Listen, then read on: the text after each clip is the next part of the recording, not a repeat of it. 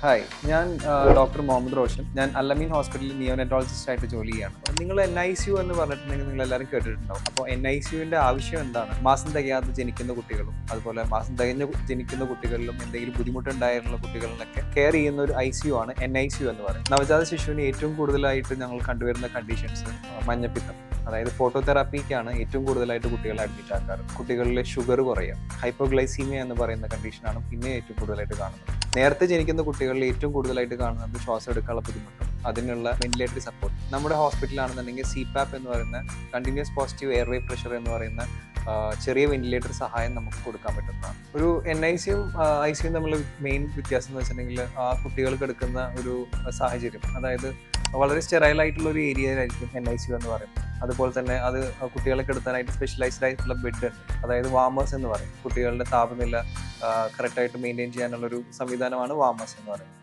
പിന്നീട് അവിടെ specialised trained ആയിട്ടുള്ള സ്റ്റാഫ്സ് ഉണ്ട് നമുക്ക് അവിടെ. നമ്മുടെ അൽ-അമീൻ ഹോസ്പിറ്റൽ ലെവൽ 2 NICU ആണ് സജ്ജീകരിച്ചിട്ടുള്ളത്. അതായത് കുട്ടികളിൽ വരുന്ന ശ്വാസതടസ്സം നേരിടാനായിട്ട് CPAP സപ്പോർട്ട് നമ്മൾ കൊടുക്കാൻ പറ്റുന്നുണ്ട്.